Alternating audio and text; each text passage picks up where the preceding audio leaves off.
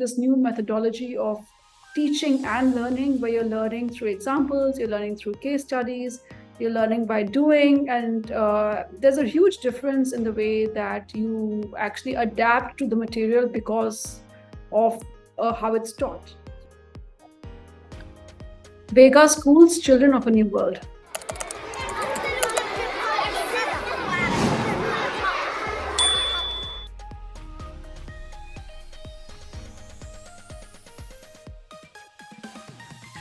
Back in the day, it was all book learning, rote learning. You had your exams, and board exams were there, and all of those things. And there was a formula that you could follow to do really well academically.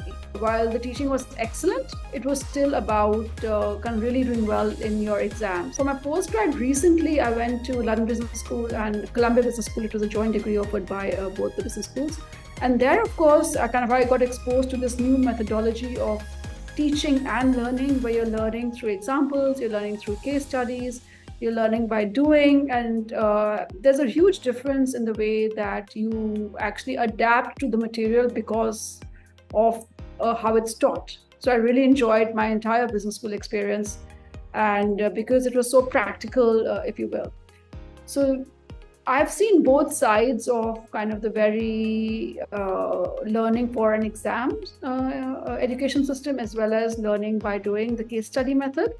I think there are benefits to both. I personally prefer the latter. Like, for example, if they want to teach migration as a topic, so migration can be taught through numbers when you're kind of seeing how many people migrate from A to B. It can be taught as history, the kind of the great migrations that have happened kind of historically. It can be taught through literature. There are so many great books that have been written about the idea of migration, right? It can be taught in many different ways through many different modalities, and that's which I find fascinating, because we were not taught in this integrated fashion when we were kids. So I think each system has its own plus and minuses. It really depends on the person who is being taught, how well they take to it and what they take out of it.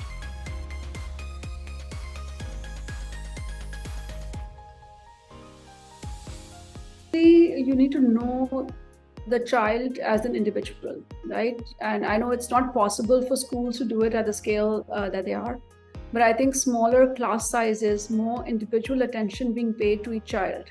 So, like, for example, my daughter and my son are two very different learners. My son basically wants to teach himself, right? You can kind of give him a topic, he'll do his research, he'll kind of do his own practice, and he'll try and master the topic as much as he can himself, while asking for help when he needs it. My daughter, for example, she really learns well through being taught the same thing in different ways, right? Where the teacher can actually lead the experience for her. It's a very individual experience. So whether it's learning by rote, whether it's learning by examples, whether it's learning by practical or case studies, I think it has to be doctored to the child and how does the child learn best. So I think as much as schools can get to know their pupils and can really get to understand that this style of learning suits this person, I think that's probably the way to. Again, looking at the child holistically, right?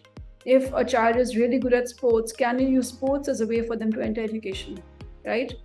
So you're talking at a team, you can look at a team in terms of any numerical format that you might want, be it fractions or whatever that you want, right? So again, finding creative ways that you can enter into the child's world through points of interest that are important to them, rather than trying to force all children to go through a experience, however you might define it.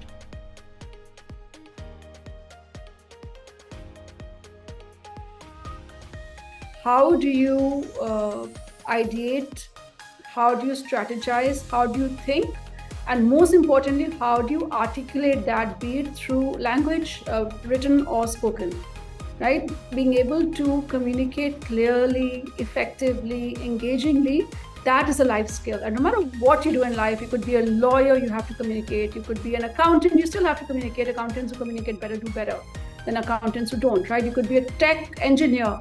Tech engineers who can actually talk to other stakeholders will do better. So being able to communicate effectively is one of the strongest markers for success that I've seen.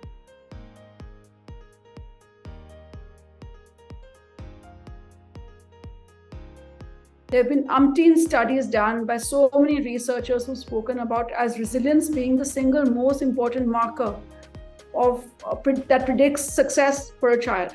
And resilience basically is when something goes wrong, how quickly do you rebound from it?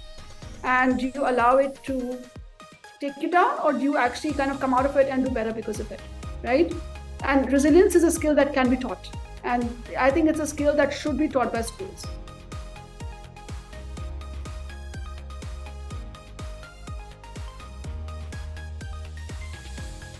Look, marks don't mean anything actually at the end of the day, right? I have so many examples of people who've got very high marks, have not done well in life. So many examples of people who haven't gotten high marks, have done extremely well in life, right? So I think the importance that we pay on the outcome should be dialed down, and the importance that's paid on the process should be dialed up, right? I just think generally as a society, we need to stop seeing the end as the outcome, right? For me, the outcome is the journey.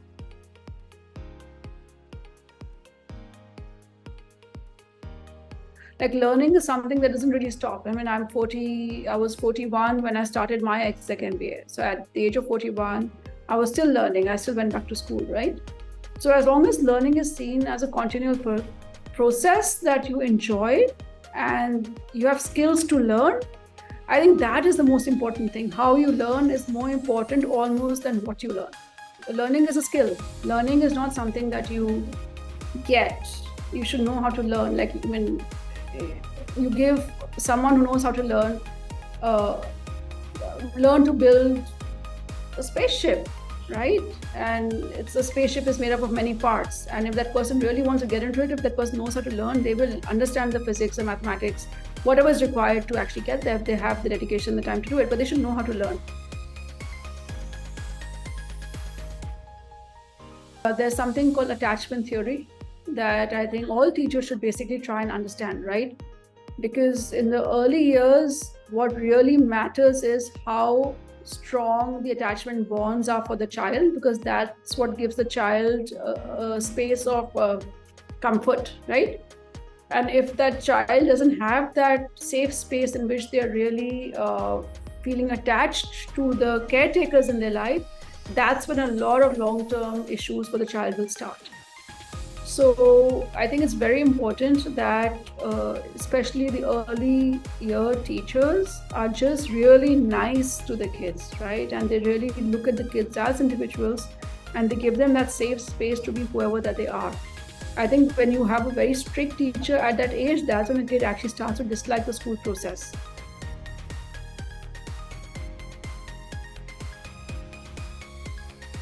As long as you give that safe space to the child, that listen, it's entirely okay. You get to wherever that you get to, and it's a perfectly valid choice that you're making, and not put additional pressure on the child, right? You can take this example for anything. Your board exams, right? Oh my God, if you don't get 95%, you're basically going to fail. Of course not. You don't get 95%, you get 80%, that's fine. There will be a school where you will learn and where you will be happy. And if you wanted to get into a top school that will only take 95% students, apply for it again in some other capacity. Right? So I think it's that same idea of resilience that you kind of bake into the child, that nothing is the end of the world. And that's how you de-pressure. For example, I did English literature in my undergraduate degree. I went on to start a company and run a business. I didn't have a business school education. And that is okay, because you find your way and you learn your way through the processes that you have. So I think taking the pressure off what the education system is supposed to do for the child, number one. Taking the pressure off the outcomes for the child. I think those are you really have to do that. Otherwise, you'll have a generation of kids who are forever stressed before they even become adults. And they're burned out before they're adults, which is not helpful to anyone.